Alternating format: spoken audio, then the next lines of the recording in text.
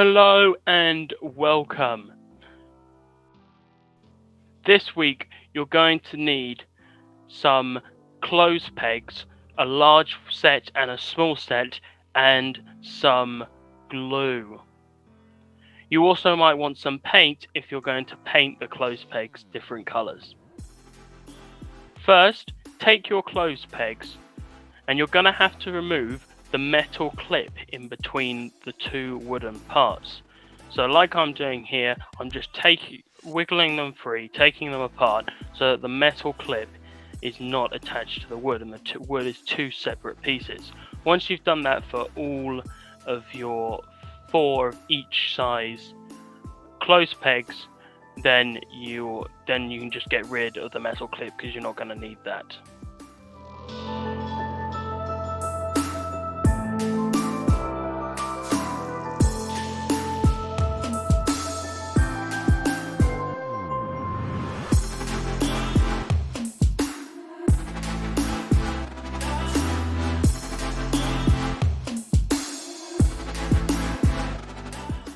Now that you've done that, I've got some that I did earlier. I've painted mine white, my large pegs white, and then I'm going to take the glue. You can use a glue gun or you can use super glue. I'm using super glue here. Be very careful when using it. It is a very sticky material. So I'm just going to, on the smooth side rather than the bumpy side, I'm going to put some super glue on there so that it'll stick to the other half of that peg. And then I'm going to take the other half and I'm going to glue the smooth side, the flat side, to the other flat side. So they line up perfectly with the thin ends at one end and the fatter end at the other end. Like this.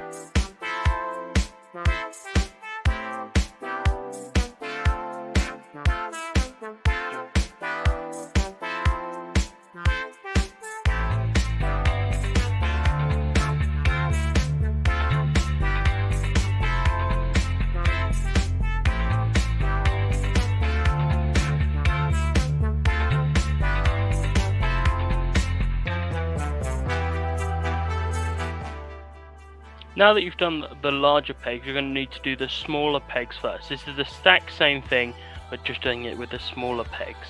So you take the pairs that you have already done, put some super glue or glue gun glue on the smooth flat side, and then do the same by gluing the opposite one onto each other so that the bumpy side is sticking out.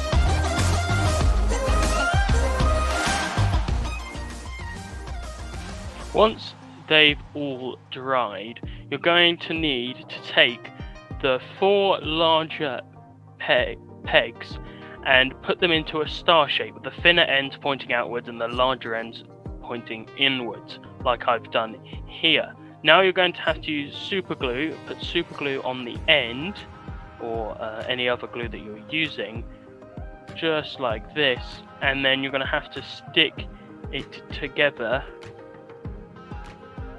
like this. Now this can be quite messy, and especially if you're using super glue, you're going to have to be very careful. So I recommend that you find some clips to hold it together.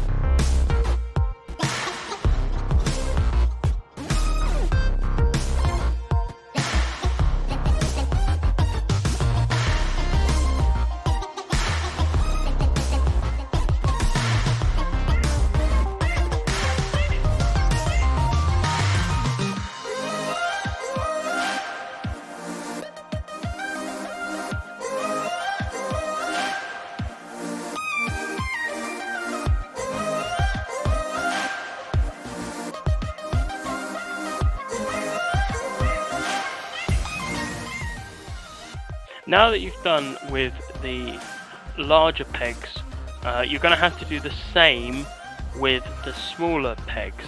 So I've just set mine to dry for a period so it doesn't fall apart. But I'm just going to put together the smaller ones and start to glue them in the same way. So making sure the thin end points outwards and the fat end points inwards.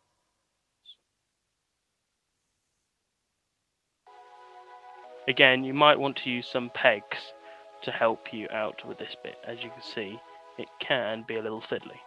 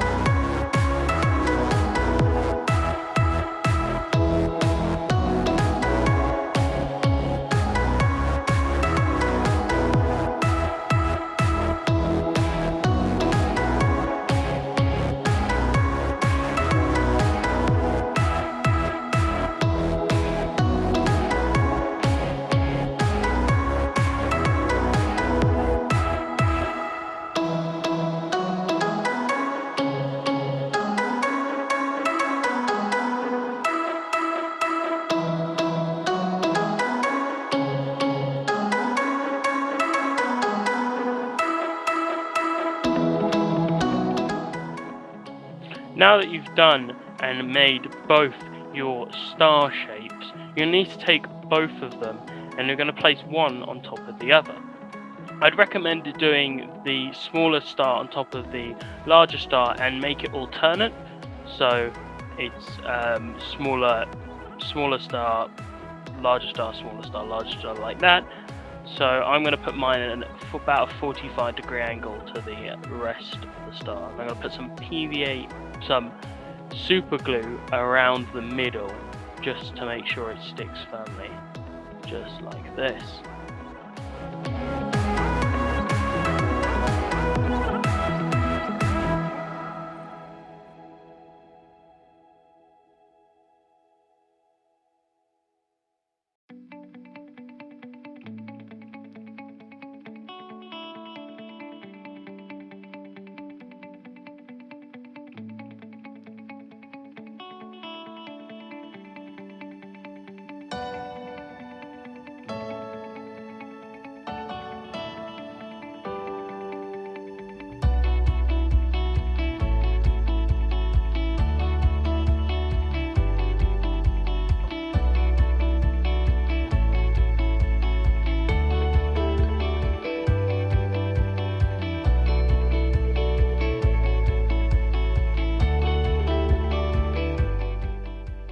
And here you go. Now you've let it dry, you have your star complete. And if you want to hang it up on a Christmas tree or around the house, put some string through one of the holes and tie it together. We made stars today because in the Christmas story, the Magi are said in Matthew chapter 2 to have observed a star in the eastern sky that signaled his birth, the birth of Jesus Christ. And they followed that star that led the way all the way to Jesus. I wonder, what signs do we follow? Where do we go when these signs lead us? Think about that over the next week when you see your star hanging around. What signs do you see and which do you follow? It's been wonderful to bring you another Let's Get Creative. I hope you have a wonderful week, and I'll see you soon.